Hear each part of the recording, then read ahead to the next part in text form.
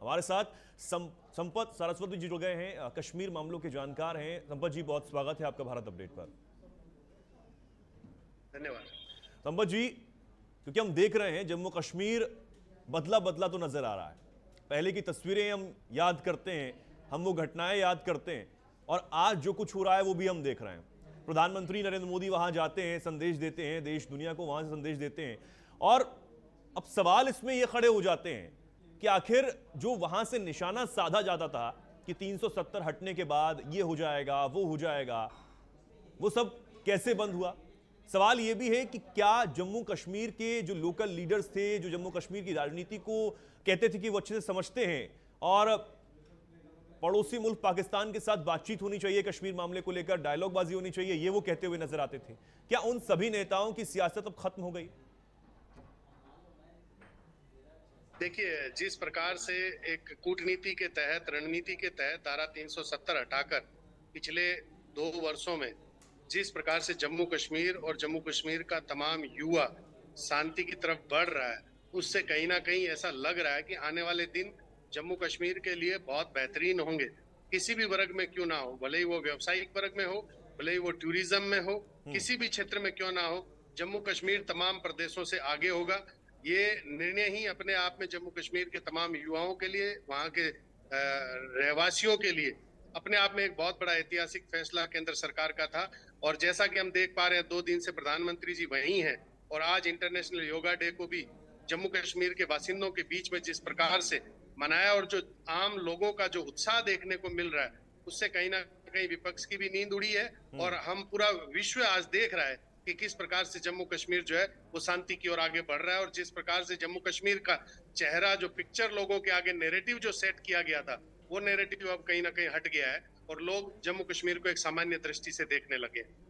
बिल्कुल, नैरेटिव तो सेट किया गया, लेकिन नैरेटिव सेट करने से पहले भी हम सब देखते थे।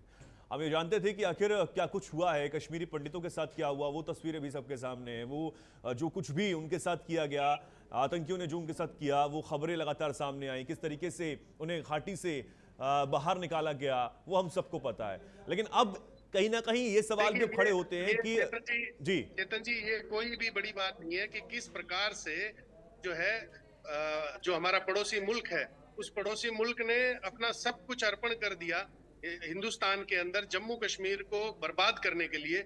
उन युवाओं के घर पर ही हमने जब पिछले वर्ष जब जम्मू कश्मीर में तिरंगा यात्रा कराई, तो हमने स्थानीय लोगों से जब पूछा कि यहाँ का युवा किस प्रकार से पत्थर फेंकता था, किस प्रकार से क्या चलता था एक्चुअल में, तब जब हमें वहां महीना 2 महीना हो गया, तो वहां के लोग बताते थे कि कैसे जम्मू कश्मीर के अंदर पाकिस्तान से बोरे भर भर के पैसे पहुंचाए जाते थे रात को, और उन बोरे भर भर के पैसों से जो है वो स्टोन पेल्टिंग कराई जाती थी, अराजकता फैलाने के प्रयास होते थे, और पड़ोसी मुल्क के आतंकवादियों को पनाह देने का कार्य भी जम्मू कश्मीर के स्थानीय कुछ लोग, कुछ ऐसे असामाजिक तत्व जो है वो करते थे। तो उन तमाम चीजों के ऊपर कहीं ना कहीं जो है, जिस प्रकार से केंद्र सरकार ने पाबंदी लगाई, और उसके बाद वहां का जो असली जो जम्मू कश्मीर का वासिंदा है वो शांति चाहता है।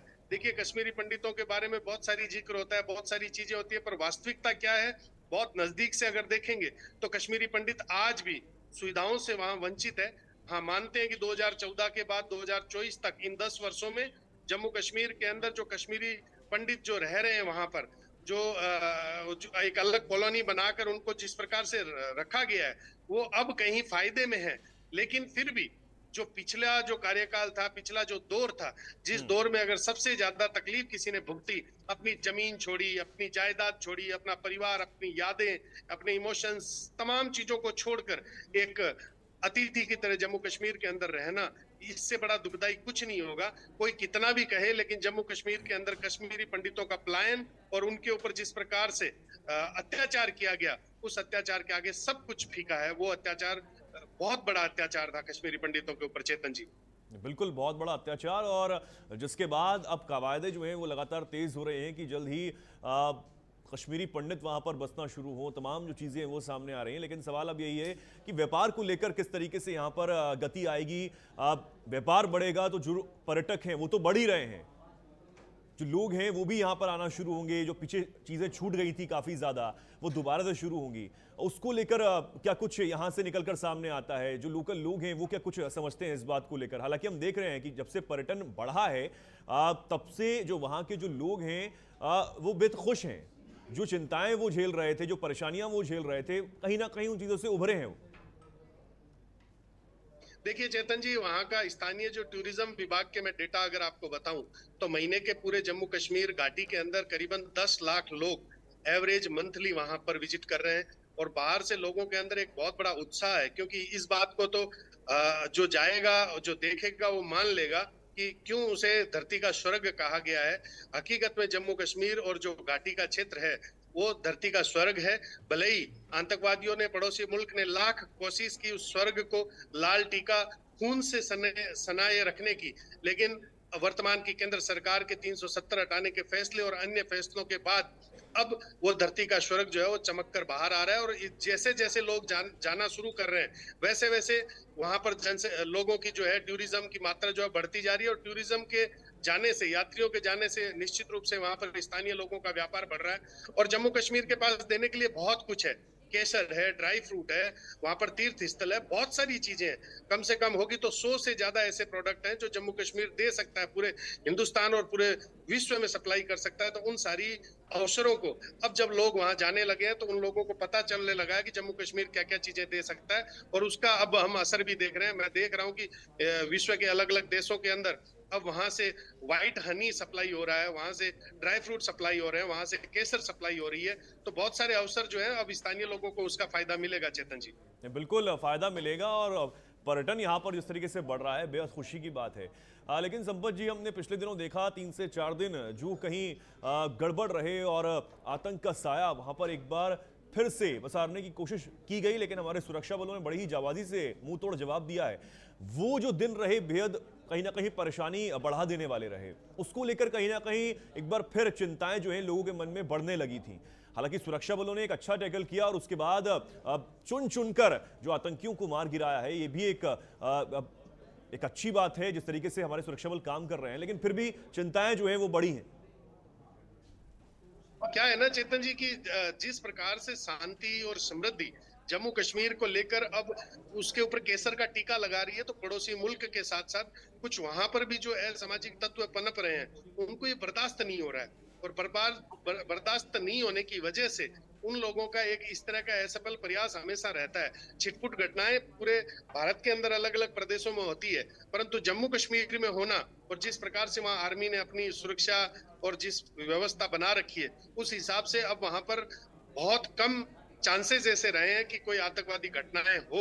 लेकिन फिर भी कभी कभार कोई चूक रह जाती है और जिस चूक को हमेशा मुद्दा बनाकर विपक्ष अपनी राजनीति चमकाता है। और कहीं ना कहीं मैं तो इतना भी आपको ऑन एयर कहना चाहता हूं कि राजनीतिक दल जो जहां पनपाए थे कांग्रेस ने पिछले 75 वर्षों में, उन दलों के अंदर भी जो लोग थे वो भी कोई छोटे मोटे आतंकवादियों से कम नहीं थे, क्योंकि उनकी सांठगांठ सीधी पाकिस्तान से डायरेक्ट थी और पाकिस्तान से ही उनके खुफिया जानकारी और जानकारियों के आधार पर जम्मू कश्मीर में उन्होंने समय समय पर हमले करवाए। और आप देखिएगा धारा 370 हटने के बाद कई वहां की पॉलिटिकल लोकल स्थानीय पार्टियों के जो नेता हैं वो आज भी जेल के अंदर सड़ रहे हैं।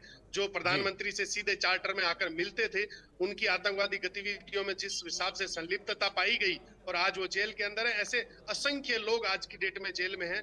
तो वहां की पॉलिटिकल पार्टियों का भी बहुत बड़ा योगदान रहा कहीं ना कहीं जम्मू कश्मीर को खत्म करने के लिए, जम्मू कश्मीर को बदनाम करने के लिए। चाहे वो पीडीपी हो, चाहे वो अन्य दल हो, इन तमाम लोगों ने जम्मू कश्मीर को बिल्कुल एक मॉडल बनाकर काफी सारी चीजें सामने आई थी। हालांकि अब उन सब चीजों से जम्मू कश्मीर उभर रहा है जब से 370 जो धारा है वो हटाई गई। हालांकि कई सारे सवाल यहाँ पर खड़े हुए। बहुत बहुत धन्यवाद संपत जी हमारे साथ जुड़ने के लिए और तमाम इस मुद्दे पर बात रखने के लिए, हमें ये भी बताने के लिए आखिर किस तरीके से आपने जब जम्मू कश्मीर में आप गए, देखा, लोगों से जब मिले और लोगों से जाना कि आखिर क्या कुछ चल रहा है। बहुत बहुत धन्यवाद आपके हमारे साथ जुड़ने के लिए। तो हमने जाना कि आखिर जम्मू कश्मीर किस तरीके से उस काले साए से बाहर निकल रहा है, धीरे धीरे तेज गति से आगे बढ़ रहा है, ये भी हम देख रहे हैं। और उम्मीद यही है कि आने वाले दिनों में जम्मू कश्मीर बहुत ऊंचाइयों पर जाए और जो स्वर्ग जम्मू कश्मीर को हमेशा से कहा गया एक बार फिर गुलजार हो।